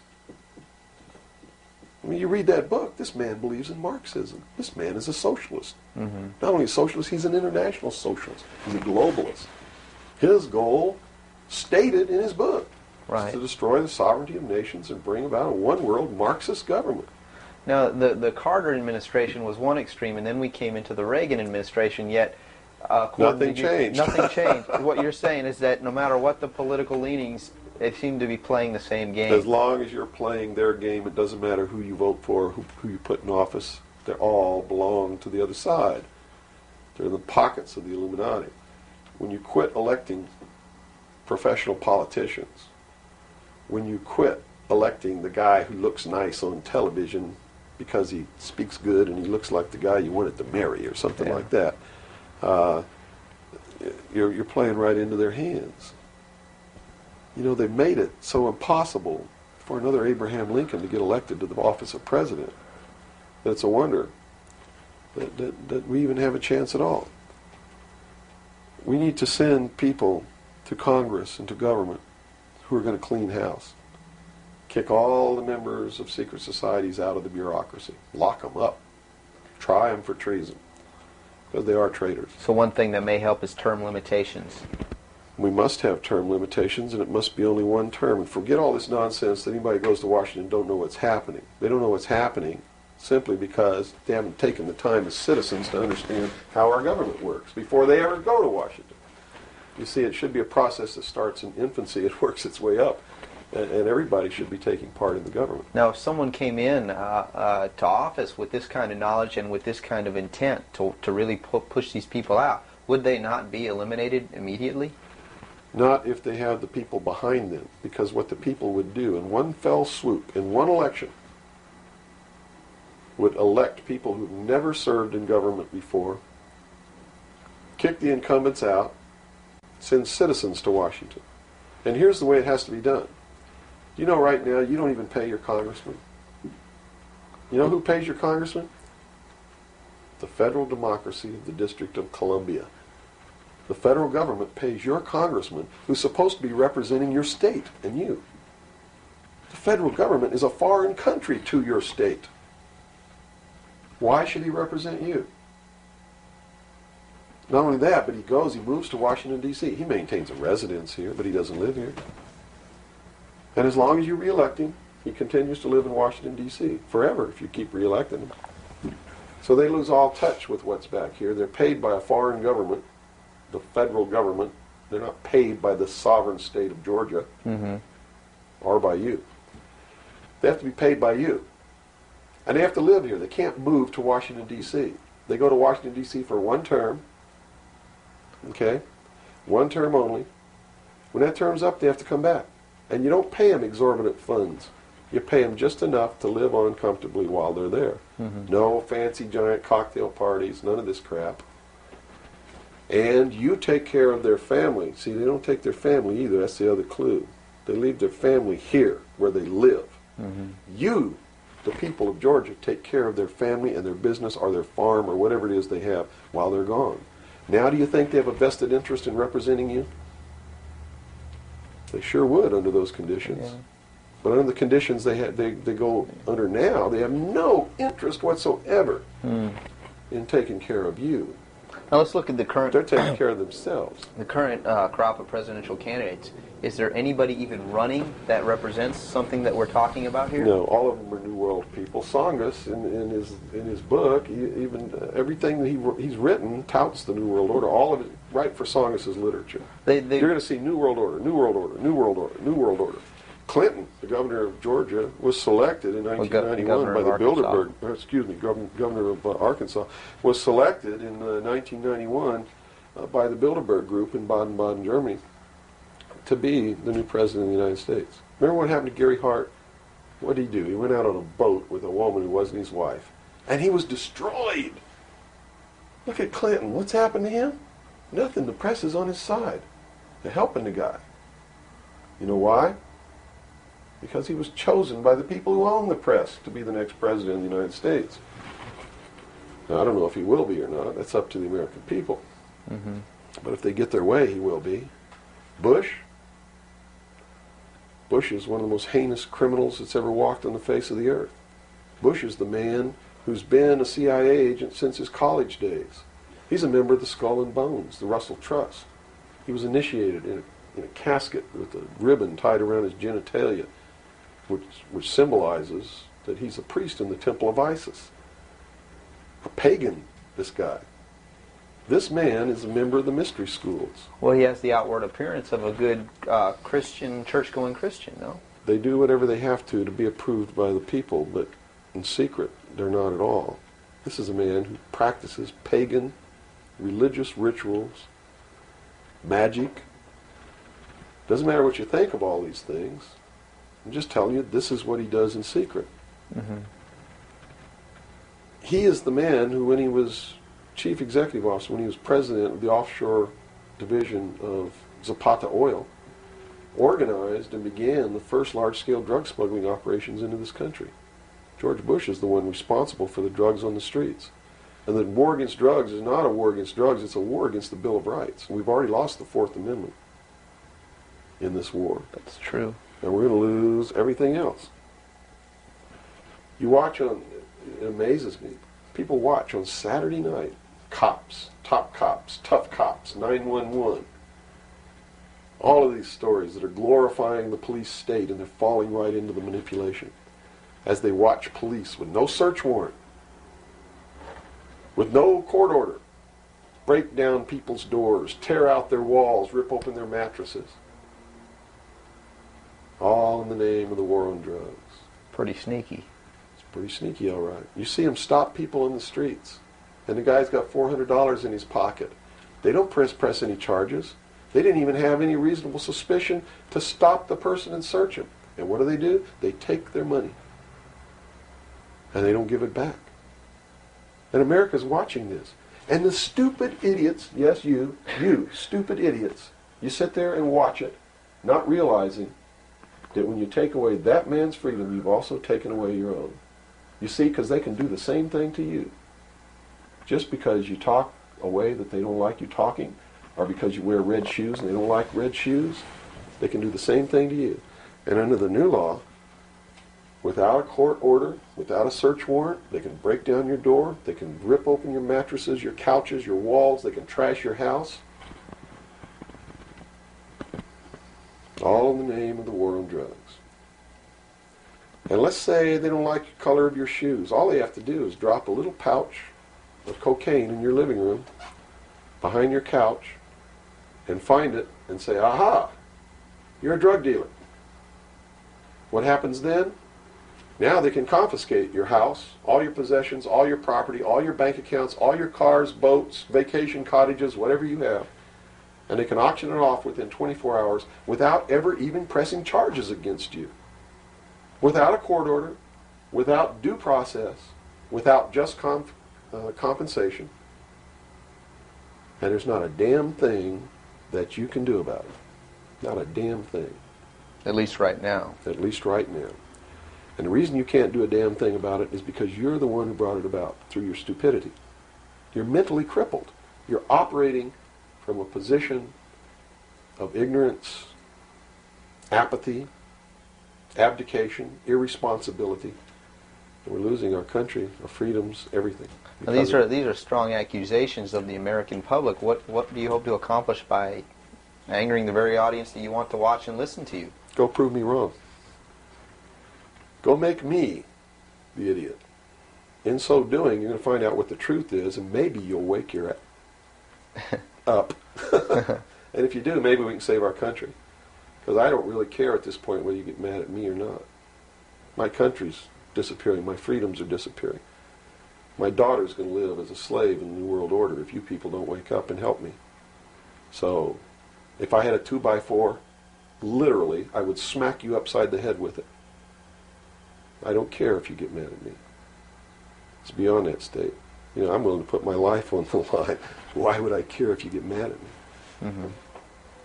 You know? People say, well, don't you feel threatened? Don't you feel like your life is in danger? Are you kidding? You're the people who sent your sons and daughters to fight an illegal, immoral, unjustified war in the Middle East? And that didn't bother you a bit that they might have got killed over there? And you're worried that I might get hurt or killed? Right here, really defending my country? Really fighting in defense of the Constitution? Right. You brought up the Persian Gulf War. That's something that's still on a lot of people's minds. Based on what you're saying, what was the reason for that war? They should feel really guilty. They should feel really bad about that.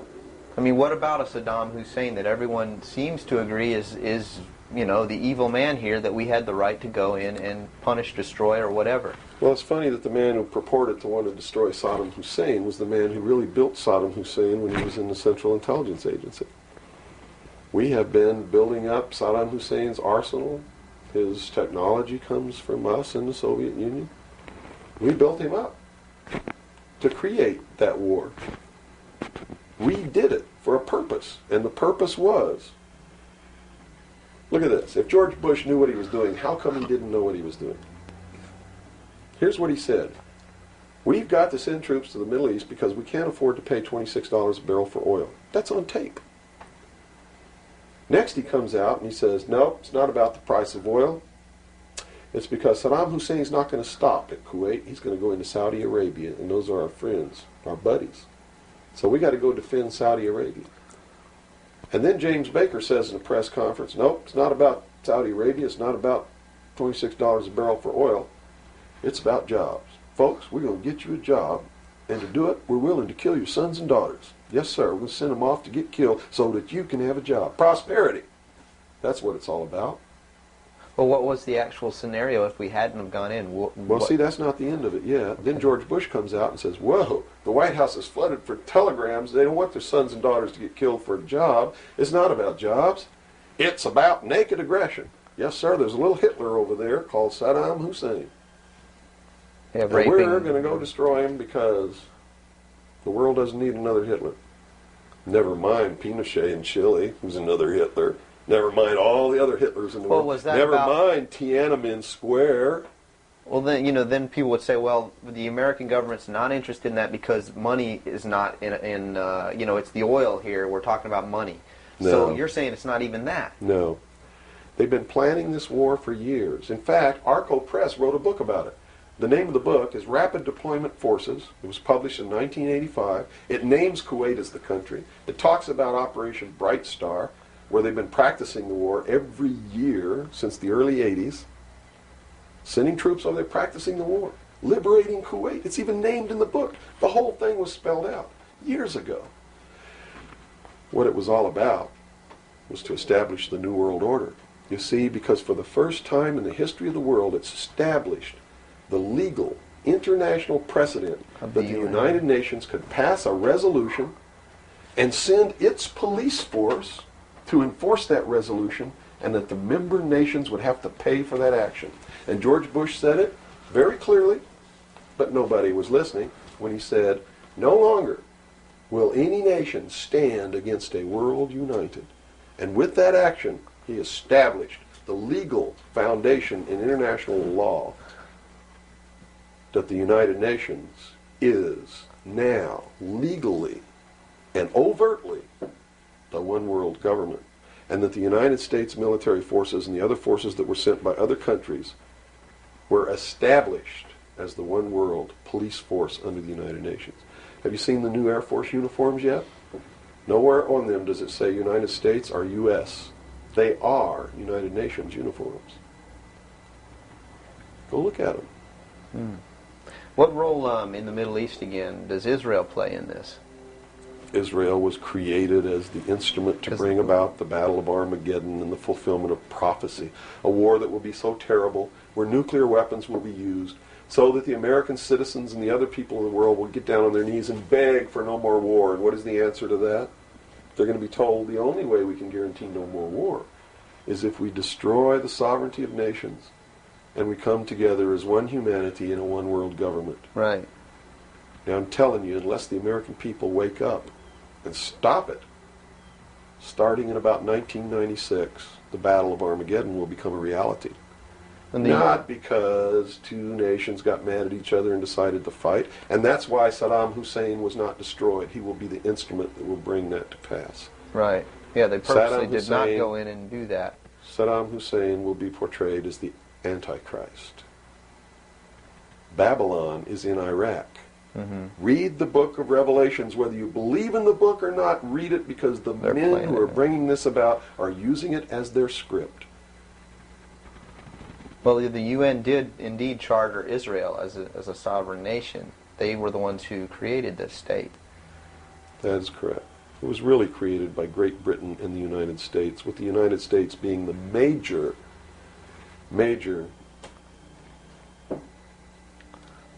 Would you- instigant. Okay, and the Jewish people were then being manipulated into believing it was for some other reason. That's correct. They've always been manipulated. And I get people who still come to me all the time and say, Bill, you're all wrong. It's the Jews. The Jews are subverting the world. Man, it's not the Jews. It's not the Catholics. It's not the blacks. It's these men who belong to the ancient mystery schools, who meet in secret and decide the fate of the world. And they belong to all different races and all different nationalities and all different religions to the public point of view. But in secret, it's a different story. How about the European community? Here seems, based on your theory, another group of sovereign nations coming together to form one The government. European community, the EEC, was created by the Central Intelligence Agency, working through a lodge in Italy called the P2 Lodge. Propaganda 2 is the name of it, which is the intelligence arm of the Vatican, and Prince Bernard, who is the leader of the secret World Council that controls these secret societies around the world, called the Bilderberg Group. And that's the truth of the matter. And well, during its creation, they just threw out Margaret Thatcher. She was really opposing this. Yes, she was, and that's why she got ousted. Okay. So did the Shah of Iran. So did Marcos. Anyone who opposes it gets ousted. That wasn't an overthrow of Marcos by the people in the Philippines. It was organized, instigated, and carried out by agents of the Central Intelligence Agency and the KGB. The overthrow of the Shah of Iran, our intelligence community is trying to tell us they didn't know anything about it. They didn't know what was happening. Bullshit. They organized it. They instigated it. They are the ones who caused it to come to pass. You see, because we didn't have a National Security Agency or a Central Intelligence Agency before the UN Participation Act was signed. And these organizations were created to bring about the one world government, the New World Order. And it had to be done in a manner that the people would not know that it was being done, and the only way they could do that was hide it behind the veil of national security. And the Cold War was a manipulation maintained to bleed the people of tax dollars to fund the creation of the police force of the New World Order, which is the Army, Navy, and Air Force and Marines of the United States and the Soviet Union. And the people didn't rise up in the Soviet Union and overthrow communism. It came from the top down because it had to be done. There has to be a bringing to the same level of all the peoples of the world to approximately the same political viewpoint, so there's not big disparity in order to be able to justify the merger of all these countries together. Well, who now is ruling the forces of the former Soviet Union? You have Yeltsin in now. As Gorbachev supposedly went down, but we're not sure about that. Well, let me tell you this. From the beginning, there was never any war between the United States and the Soviet Union. It was created by those at the top to fund the New World Order and the New World Order's police force. At the highest levels of all countries, they all belong to the same club. And we, the people, sit back and we watch this grand drama which is being played out for our benefit, not theirs. If it wasn't for us, they wouldn't even have to do any of this. But you see, they just can't come out and destroy all of us because they need slaves. They need people to make their shoes and make their cars and mine the ore. They need worker bees, and that's what we are. In the New World Order, we will be the worker bees, the slaves. So the Orwellian view of the vision of the future wasn't too far off based on this scenario. George Orwell was just like me. He was a low-level member of British intelligence who was appointed to a position high enough where he saw the same documents that I saw. And he tried to warn the world just like I'm trying to warn the world, only he wasn't willing to take the risk that I'm willing to take. So he wrote it in a book called 1984 and spelled out exactly what's coming as a warning to the people of the world, as a work of fiction.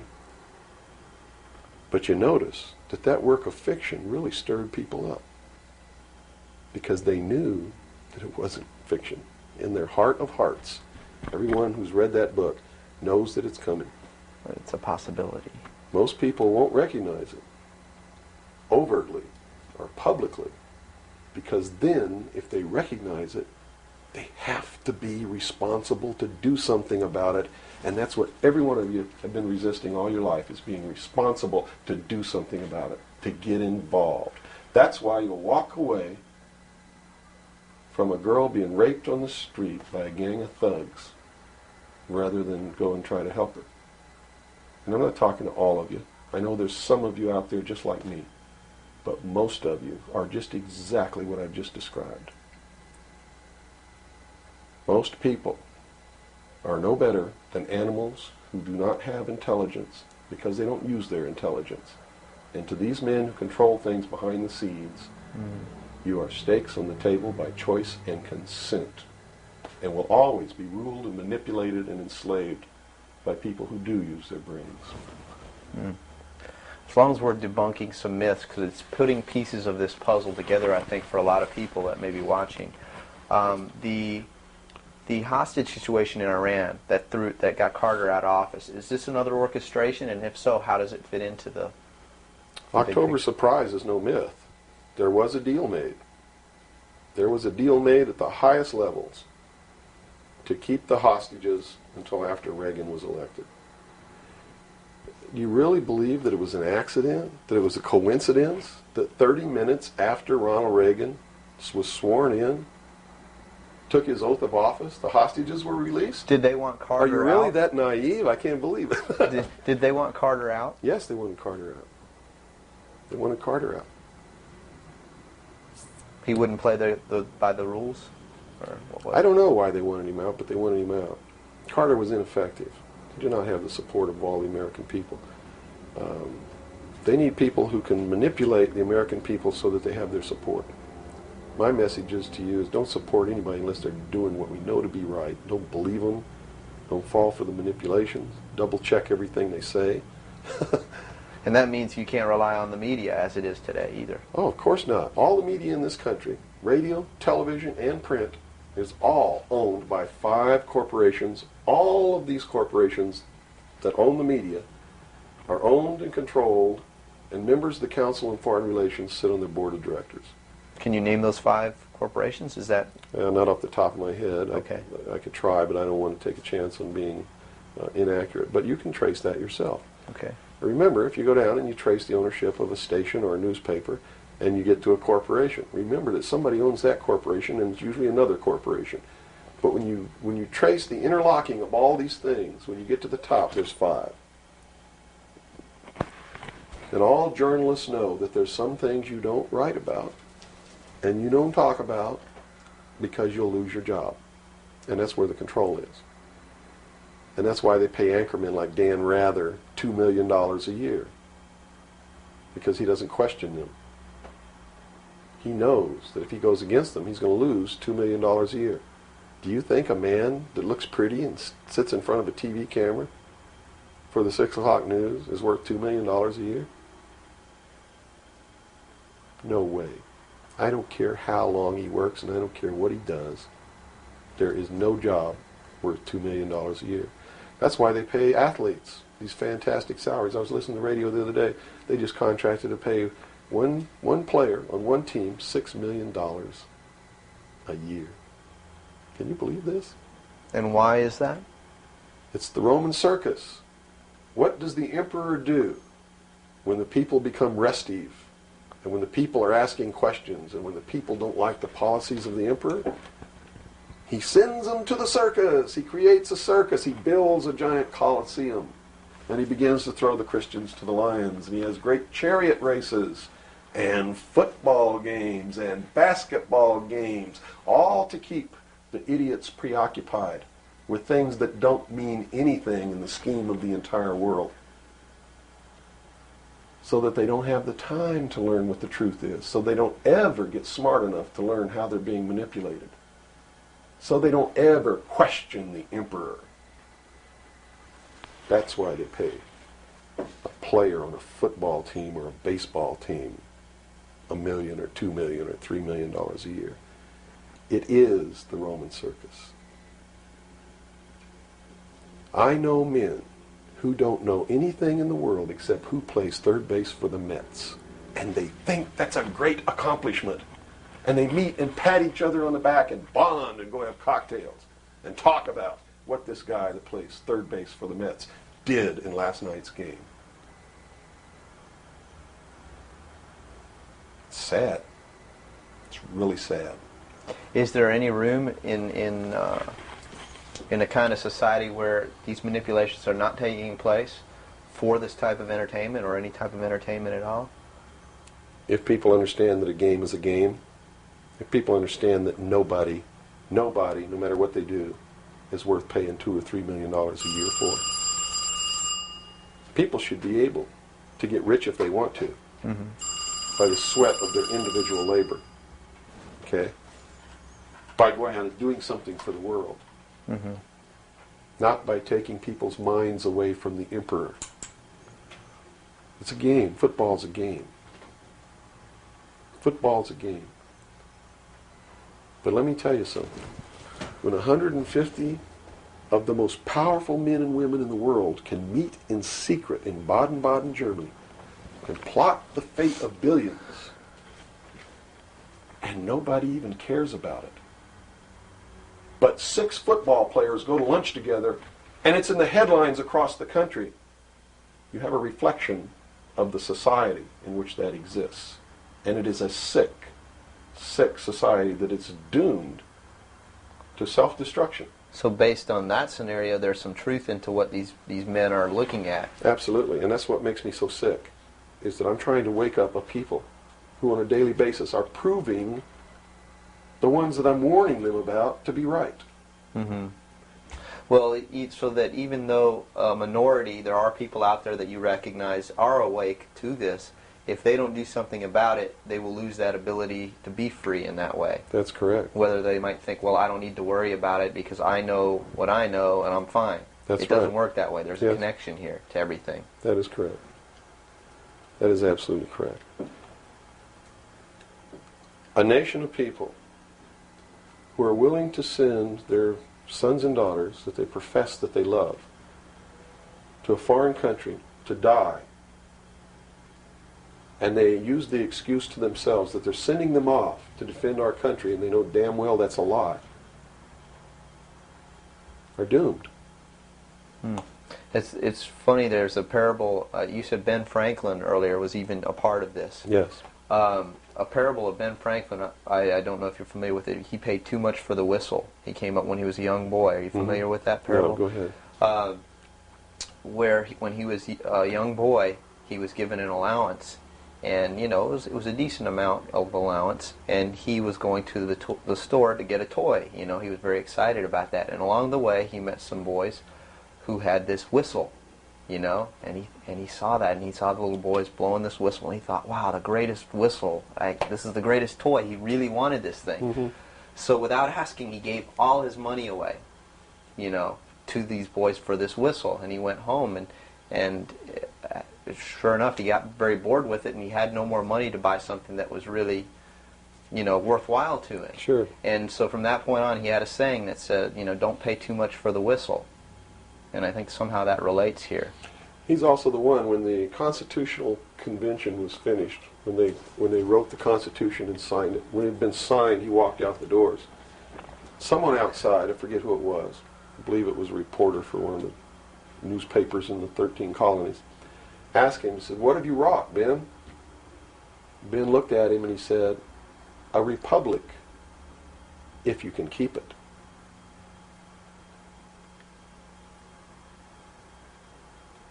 He knew. He did. And that's a good place to end. Yeah, I think so. That's a great ending. Wow.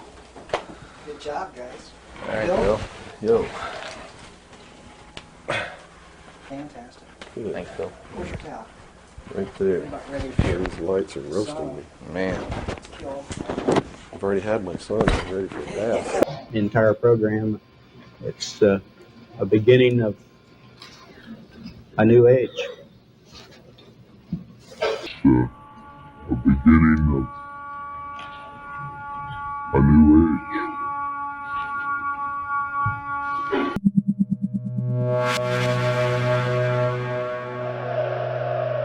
This is the age of deception. This is the age of deception. This is an age of deception that no human has ever experienced in the history of this world.